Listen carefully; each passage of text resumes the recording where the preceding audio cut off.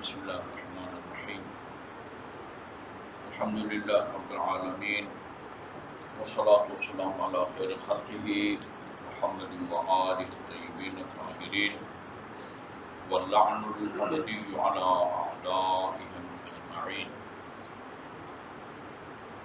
أما بعد فمن كلام مولانا أبي عبد الله عليه الصلاة والسلام حرمت المؤمن اعظم من حرمت الکعبہ۔ یہ روایت آپ نے اس سے پہلے بھی یقیناً سنی ہے۔ شیخ صاحب مرحوم رحمۃ اللہ علیہ ادھر بعض اوقات ٹیسٹ میں کوئی مسائل پیدا ہوتے تھے تو الجھاؤ تو اس کو سلجھانے کے لیے کبھی تشریف لاتے تھے، اکثر یہ روایت پڑھتے تھے حرمت المومن۔ یہ عباد بصری ہے، عباد بصری وہ وہی صفا کی پہاڑی پہ بیٹھے ہوئے تھے۔ امام جعفر صادق علیہ السلام بھی یہ بھی تھے، تو کہا کہ آپ نے فرمایا ہے کہ حرمت المومن، مومن کی جو حرمت ہے اس کا احترام ہے، یہ بالکل کعبہ کے پاس بیٹھ کے کی اس نے یہ لفظ بنیہ استعمال کیا ہے۔ پتہ نہیں کیوں یہ بنیہ استعمال کیا ہے، یہ بیت اللہ یا خانہ کعبہ اس طرح کا لفظ استعمال نہیں کیا ہے۔ یہ آپ نے فرمایا ہے کہ مومن کی جو حرمت ہے وہ اس بنیہ، یہ بلڈنگ، یہ جو خانہ کعبہ ہے اس سے جو ہے نا اس کی حرمت زیادہ ہے، یعنی مومن خانہ کعبہ سے زیادہ قابل احترام ہے۔ تو فرمایا ہاں تو نہیں سمجھتا مومن کے مقام و منزلت کو۔ کہا کہ مومن اگر پہاڑ کو حکم دینا کہ میری طرف چلا آ، زائل نہیں آنے کا حکم دے، تو پہاڑ بھی جو ہے نا وہ چل کے مومن کے پاس آئے۔ یہ بھی دیکھ رہا تھا، میرے خیال میں بہار الانوار کی جلد نمبر 67 میں ہے یہ روایت نا۔ وہ سنانے کے لیے میں نے اس کو نکالا تھا، اب وہ چھوٹا سا ٹکڑا تھا، مجھے زبانی یاد ہو گیا، تو پھر میں نے وہ گفتگو سے متعلق وہ قرآن کی آیت نکالی ہے۔ تو کہا کہ اگر مومن کا اس پہاڑ سے کہے تو پہاڑ بھی چلا آئے اس کے کہنے پہ۔ اچھا، ابھی امام نے پہاڑ کو کچھ کہا نہیں تھا، یہاں لکھا ہے کہ جیسے ہی امام کی زبان مبارک سے نکلا نا، اگر مومن پہاڑ کو بلائے تو وہ بھی چلا آئے، سامنے موجود پہاڑ حرکت میں آ گیا۔ امام نے فرمایا کہ اللہ رسلک، میں نے تم آنے کے لیے نہیں کہا، میں نے صرف اتنا کہا ہے کہ اگر مومن کہے تو پہاڑ بھی وہ چلا آئے۔ وہ تو مباہلہ کے موقع پر آپ کو یاد ہے نا، ان کا جو پادریوں کا بڑا تھا، اس نے کہا اسے چہرے دیکھ رہا ہوں، مختلف تعبیریں ہیں، ان کا واسطہ اگر دیا جائے تو پہاڑ اپنی جگہ چھوڑ جائے، یا اسے چہرے دیکھ رہا ہوں، وہ اگر پہاڑ کو حکم دے تو وہ اپنی جگہ چھوڑ جائے۔ اچھا، یہ ہمیں تعجب ہوتا ہے جب اس قسم کی روایات کو بھی دیکھتے ہیں اور پھر زمینی حقائق کو دیکھتے ہیں، اپنی عملی زندگی کو دیکھتے ہیں کہ بھئی ادھر معصوم نے فرمایا کہ پہاڑ کو بھی حکم دے تو وہ بھی چلا آئے، اور ادھر پہاڑ کی حرکت سے بالکل معمولی باتیں گڑ گڑاتے رہتے ہیں، منت سماجت کرتے رہتے ہیں، وہ چاردہ معصومین کا واسطہ بھی دیتے ہیں، کوئی شنوائی نہیں ہوتی۔ یہ بڑا اہم چیپٹر ہے، اس کو سمجھنے کی ضرورت ہے، میں اکثر مجالس میں میں مثال دیتا ہوں کہ خدا نے ایک چیز کو قرآن میں شفا کہا، ایک چیز کا نام کہا کہ اس میں شفا ہے، وہ شہد ہے نا، لیکن شہد اس صورت میں شفا ہے کہ وہ شہد ہو۔ سبحان اللہ، ٹھیک ہے جی، شہد کی مچھلیوں کو لے جا کے آپ گڑ یا پتہ نہیں شکر کی ڈھیر پر بٹھا دیں، اور ادھر سے جو ہے نا وہ شکر اس شہد میں، اور کہتے ہیں سب سے زیادہ جو قیمتی شہد ہے وہ بیری کے پھولوں کے اوپر بیٹھ کے، ہمارے علاقے میں یہ ہیں، اور بیری کے پتہ نہیں لوگ، یہ حسن جو ہے نا ان کے بڑے بھائی وہ یہ کام کرتے ہیں، شاید بنا کے لاتے ہیں۔ اچھا، شاہد شفا ہے، خدا نے شفا کہا ہے، لیکن شرط یہ ہے کہ وہ شہد ہو۔ اچھا جی، دودھ کی بہت ساری خصوصیتیں بتائی گئی ہیں، دودھ کی بہت ساری خصوصیتیں بتائی گئی ہے، اور یہ رے شہری نے روایات الطب کے نام سے میرا اتنی ضخیم کتاب جو ہے نا وہ لکھی ہے، اس کے اندر بہت ساری چیزوں کے، دودھ کی خصوصیت لکھی ہے، پنیر کی خصوصیت لکھی ہے، مختلف پھلوں کی جڑی بوٹیوں کی خصوصیت لکھی ہے، لیکن شرط یہ ہے کہ وہ دودھ ہو۔ اچھا جی، ہم لاہور میں ہوتے تھے، جامع المنتظر میں پڑھتے تھے، وہ ایک عمر دین نام کا دودھ والا وہ دودھ لے کے آتا تھا، کیا کہتے ہیں وہ دودھ بیچنے والے کو؟ گوالا۔ میں نے اسے کہا یار مردین سچ بتاؤ، یہ دودھ میں پانی ملا کے دیتے ہو یا پانی میں دودھ ملا کے دیتے ہو؟ کہنے لگے نہیں آغا جی، میں دودھ میں پانی ملاتا ہوں، پانی میں دودھ نہیں ملاتا۔ پھر وہ انہوں نے دو ڈبے رکھے ہوتے ہیں، خالص دودھ کا ڈبہ الگ ہے، اس کا یہ ریٹ ہے، اور وہ جو ملاوٹ والا ہے یہ ہے، اس میں کوئی حرج نہیں ہے، خود آپ کو بتاتا، آپ کو دھوکہ نہیں دے رہا، کہتے اس میں دودھ ملا ہوا ہے، اب پرسنٹیج جو بھی ہے ٹھیک ہے، اتنے میں خریدو، یہ خالص ہے، اس میں یہ اتنے میں خریدو۔ ہاں، خالص کے نام سے جو بیچ رہا ہے اس میں ملاوٹ ہو تو پھر جو ہے نا وہ جواب دے ہے نا، وہ جواب دے، ورنہ اگر سچ بولتا ہے، خالص جس کو وہ خالص کہتا واقعا خالص ہے، اور جس میں ملاوٹ ہے اس میں واقعا ملاوٹ ہے اور مختلف ریٹ ہے، تو اس میں کوئی شک نہیں ہے۔ اچھا، شہد کی اتنی تعریف کی گئی ہے، اگر کوئی شہد کو استعمال کر کے اور اس کو فائدہ نہ پہنچے، اس کا مطلب ہے کہ وہ شہد نہیں ہے، خدا نے غلط بیانی نہیں کی ہے، یہ شہد نہیں ہے، یہ شہد نہیں ہے۔ اچھا، یہ مومن کی جو ہے نا اتنی حرمت ہے، کعبہ سے زیادہ وہ قابل احترام ہے۔ اسی طرح روایات میں ہے اطیع تطاع، تم اللہ کی اطاعت کرو تیری اطاعت کی جائے گی۔ تیری اطاعت میں صرف بندے ہی نہیں ہیں، اس دن میں نے عرض کیا تھا کہ جو آدمی لوگوں کا پیشوا بنتا ہے، اس جگہ بیٹھتا ہے، منبر پر بیٹھتا ہے، ٹھیک ہے جی، وہ لوگوں کی تربیت سے پہلے اپنی تربیت کرے، تب اس کی بات کا جو ہے نا وہ اثر ہوگا۔ یہ معصوم کے فرمان کا یہ مطلب ہے، اطیع تطاع، تم خدا کی اطاعت کر کے دیکھو، پھر لوگوں کو جو بھی کہو گے وہ تیری بات ہے، مانیں گے۔ اس سے بالا تر اقول کن فیکون، ہاں یہی بات ہے، عبدی اطیعنی اجعلک مثلی، میرے بندے تو میری اطاعت کر کے دیکھ، میں تجھے اپنا جیسا بنا دوں گا۔ اللہ جیسا تو کوئی نہیں بن سکتا، اللہ کا جسم نہیں ہے، اللہ کا جسم نہیں ہے۔ وہ ایک ٹیونس کی ایک خاتون ہے، اس کا نام ام الاسود ہے، کنورٹڈ ہے، خاتون ہے، فل حجاب میں دستانے پہن کے، وہ ایک عرب چینل ہے خواتر فکریہ، وہاں وہ مناظرے کرتی ہے اہل سنت کے علماء کرام کے ساتھ۔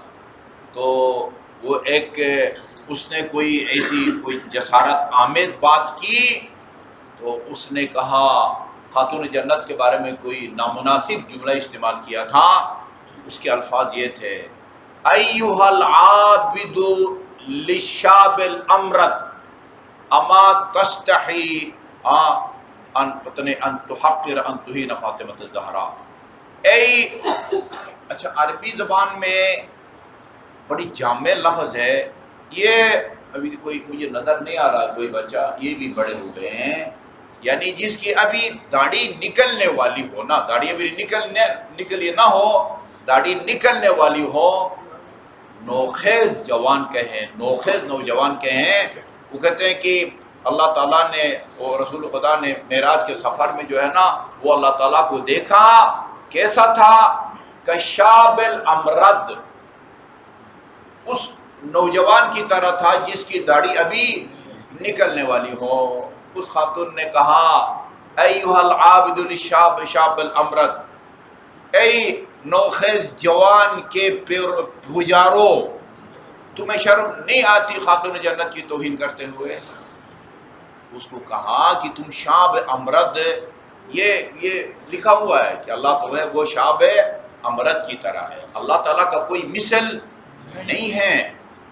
یہ جو خدا فرماتا ہے کہ اطعنی اجعلک مثلی، تو میری اطاعت کا اپنا جیسا بنا دوں گا، اس کا مطلب یہ نہیں کہ تو واجب الوجود بن جائے گا، تیرا جسم نہیں ہے، تیرا بدن نہیں ہے، یعنی ہر چیز کو میں تیرا اطاعت گزار بنا دوں گا، لوگ تیری اطاعت کریں گے، تو صاحب کرامت بن جائے گا۔ عبارتیں مختلف ہیں ائمہ معصومین کی، مطلب ایک ہے۔ حدیث قدسی کے الفاظ ہیں نا، لا یزال عبدی المؤمن یتقرب الی بالنوافل، میرا بندہ نوافل کے ذریعے میرا قرب حاصل کرتا ہے جی، اور جو میرا قرب حاصل کر لے احببتہ، میں اس سے محبت کرنے لگ جاتا ہوں۔ فَإِذَا أَحْبَبْتُهُ، اور جس بندے سے میں محبت کروں، خدا فرماتا ہے میں اس کی آنکھ بن جاتا ہوں جس سے وہ دیکھتا ہے، اس کے کان بن جاتا ہوں کہ جس سے وہ سنتا ہے، ہاتھ بن جاتا ہوں کہ جس کو وہ پھیلاتا ہے۔ کیا مطلب ہے؟ اشارے کنایے ہیں نا، اشارے کنایے ہیں۔ اس کا مطلب یہ ہے کہ وہ بندہ وہ صاحب کرامت بن جاتا ہے جی، وہ مظہر صفات خداوندی جو ہے نا وہ بنتا ہے۔ یہی درجنوں روایتیں ایسی ہیں کہ وہ ائمہ معصومین یوں مانگنے والے ضرورت مندوں کے لیے یوں لکیر کھینچتے تھے، اور وہ مٹی جو ہے وہ سونے کے ٹکڑوں میں تبدیل ہو جاتی تھی۔ وہ کہتے تھے یہ اٹھا لو اور اپنی ضروریات کو پورا کرو۔ اچھا، یہ کون ہوتا ہے جو مومن ہے اور کعبہ سے زیادہ قابل احترام ہے؟ خدا کہتا ہے کہ میں کن کہتا ہوں تو وہ چیز ہو جاتی ہے، تو بھی کن کہے گا تو وہ ہو جائے گا۔ یہ کون خوش قسمت لوگ ہیں معاشرے میں، اس کے نمونے ہم نے تلاش کرنے ہیں کہ وہ کون لوگ ہیں۔ ٹھیک ہے جی، قرآن میں بھی ان مومنین کی خصوصیات کو بیان کیا گیا ہے، روایات میں بھی ان مومنین کی خصوصیات کو بیان کیا گیا ہے۔ میں ابھی آپ کے سامنے سورہ انفال کی آیت نمبر 2 کی تلاوت کرتا ہوں، جس کی آغا صاحب اکثر ایصال ثواب کی مجالس میں یعنی ایک لحاظ سے جو ہے نا یعنی مایوس کن تو نہیں کہنا چاہیے، لیکن اتنی زیادہ حوصلہ افزا بھی نہیں ہے۔ یہ آیہ کریمہ جو ہے نا انما المؤمنون، اس کا مطلب بنتا ہے مومن صرف وہی لوگ ہیں۔ انما المؤمنون، مومن صرف وہی لوگ ہیں الذین اذا ذکر اللہ وجلت قلوبہم، جب ان کے سامنے اللہ کا ذکر کیا جاتا ہے تو ان کے دل خوفزدہ ہو جاتے ہیں۔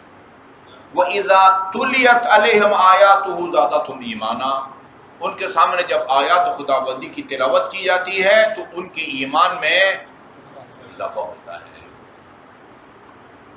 ان صفات سے اتنے دور ہے نا کہ ہمیں یہ مذاق لگتی ہے۔ اچھا جی، زادتہم ایمانا، قرآنی آیات کی تلاوت سننے کے نتیجے میں ان کی ایمان میں اضافہ ہو جاتا ہے۔ اور کون لوگ ہیں؟ وَعَلَىٰ رَبِّهِمْ يَتَوَكَّلُونَ، وہ اپنے رب پر بھروسہ کرتے ہیں، اپنے رب پر بھروسہ کرتے ہیں۔ یہ بھی کہہ دینا آسان ہے، لیکن اللہ تعالیٰ کی ذات پر بھروسہ، میں اکثر یہ شیخ صاحب کی رحلت کی مناسبت سے ایصال ثواب کی مجلس میں اکثر کہتا تھا، قریب سے جو صفت اس بندے خدا میں نے دیکھی ہے، یعنی اتنی مقدار میں کم از کم کسی اور میں نہیں دیکھی، وہ یہ خدا کی ذات پر بھروسہ تھا، خدا کی ذات پر بھروسہ۔ خدا خود فرماتا ہے وَمَن يَتَوَكَّلْ عَلَى اللَّهِ فَهُوَ حَسْبُهُ، جو خدا کی ذات پر بھروسہ کرے وہ اس کے لیے کافی ہے، اللہ تعالیٰ اس کے لیے کارساز ہے یا کافی ہے۔ اچھا جی، خدا کی ذات پر بھروسہ کرتے ہیں، اور ان کی صفت کیا ہے؟ الذین یقیمون الصلاۃ، وہ نماز پڑھتے ہیں، یہ نہیں کہ وہ جیسے بعض اہل منبر کہتے ہیں اللہ تعالیٰ نے نماز پڑھنے کا حکم نہیں دیا ہے، قائم کرنے کا حکم دیا ہے، وہ امام حسین نے قائم کر دیا ہے۔ نہیں، نماز قائم کرنے کا مطلب یہ نماز پڑھنا، اقامت میں کہتے ہیں نا قد قامت الصلاۃ، اسی پڑھنے کو عربی میں اقامہ صلاۃ کہا جاتا ہے۔ یہ نہیں کہ پڑھنے کا مطلب اور ہو، اقامہ صلاۃ کا مطلب اور ہو۔ یہ لوگوں کو سبز باغ دکھا کے لوٹنے والے کاموں کا کام ہے، اللہ ان کو ہدایت دے۔ جی ہاں، وَمِمَّا رَزَقْنَاهُمْ يُنْفِقُونَ، اور جو کچھ ہم نے ان کو رزق روزی دی ہوتی ہے ان میں سے راہ خدا میں وہ انفاق کرتے ہیں۔ اولئک هم المؤمنون حقا، یہ جو ہم نے صفات بیان کی ہے نا، حقیقی مومن یہی ہے۔ لہم درجات عند ربہم، ہاں خدا کے ہاں ان کے درجات ہیں، مقامات ہیں۔ ومغفرۃ، اللہ ان کی اور گناہوں کو بھی بخش دیتا ہے، یہ اگر ان کے اندر صفات ہوں۔ ورزق کریم، بڑے قابل احترام قسم کا رزق و روزی اللہ تعالیٰ ان کے جو ہے نا قسمت میں رکھتا ہے۔ اور امام نے یہ پرانی آیات اور روایات میں کوئی ٹکراؤ بھی نہیں ہے۔ امام حسن عسکری علیہ السلام نے کتنی صفات بیان کی ہے مومن کی، 5 صفات بیان کی ہے نا، ان 5 صفات میں سے 3 کا تعلق نماز سے ہے، 3 کا تعلق نماز سے ہے۔ مومن کی 5 نشانیاں ہیں، ایک یہ کہ خاک پر سجدہ کرتا ہوگا، یعنی نماز نہیں پڑھتا ہوگا، صرف خاک پہ پیشانی رکھتا ہوگا، یعنی اس کا مطلب ہے کہ جب نماز پڑھتا ہوگا تو خاک پر پیشانی، کارپٹ پر نہیں رکھے گا پیشانی، خاک پر رکھے گا، خاک پر رکھے گا۔ اور کیا ہے دوسرا کہ جس کا تعلق نماز سے ہے، بسم اللہ اونچی آواز میں پڑھے گا۔ 2، تیسری 24 گھنٹے میں 58 رکعت نماز پڑھے گا، 51 رکعت، ان تینوں کا تعلق نماز سے ہے۔ اچھا جی، عقیق کی انگوٹھی پہنتا ہوگا اور زیارت 40 پڑھتا ہوگا پابندی سے۔ اکثر جو زوار جاتے ہیں نا وہ چکر لگا کے بوسہ دے کے آ جاتے ہیں، پڑھتے نہیں ہیں، پڑھتے نہیں ہیں۔ وہ پڑھے تو اندازہ ہوگا کہ کتنی عالی مضامین ہے ان روایات کے نا، خصوصاً زیارت جامعہ، ہر حرم میں جو ہے نا پڑھنے کا حکم ہے۔ زیارت امین اللہ، ہماری زیارات میں سب سے معتبر زیارت جو امام زین العابدین علیہ السلام نے پڑھی ہے، زیارت امین اللہ۔ مومنین جاتے ہیں، 80% مومنین اس قسم کے مستند روایات کو نہیں پڑھتے ہیں، بس وہ طواف کر کے اور بوسہ دے کے آ جاتے ہیں۔ ناصر عباس ہے نا، ناصر عباس صاحب، ہم نے خمسہ بھی پڑھایا تھا، وہ کہنے لگے ایک مرتبہ ہمارا حرم امیر المومنین میں کچھ زوار آئے ہوئے تھے تو نماز کا ٹائم ہو گیا، ظاہر ہے باقی لوگ جو ہے نا وہ کعبہ کی طرف رک کر کھڑے ہو گئے، تو ایک پاکستانی مومن تھا وہ امیر المومنین کے جو ہے نا وہ روزہ یا مرقد شریف کی طرف ادھر رک کر کھڑا ہو گیا۔ میں نے کہا بزرگو یہ کعبہ ہے، وہ جا، وہ تیرا کعبہ ہوگا، میرا کعبہ جو ہے نا وہ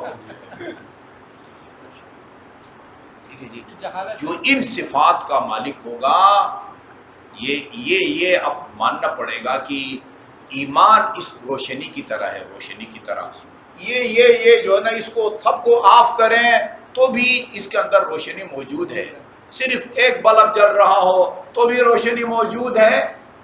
ایمان اس کے درجے ہے، ایمان اس کے درجے ہیں۔ ہاں، مومن کا ایک درجہ وہ ہے کہ ابھی وہ حکم بھی نہیں دیتا اور پہاڑ جو ہے وہ اپنی جگہ سے حرکت کرتا رہتا ہے۔ اللہ تعالیٰ قرآن اور روایات میں مذکور مومنین کی صفات کو اپنانے کی توفیق عطا فرمائے۔ اللہم صلی اللہ علیہ وسلم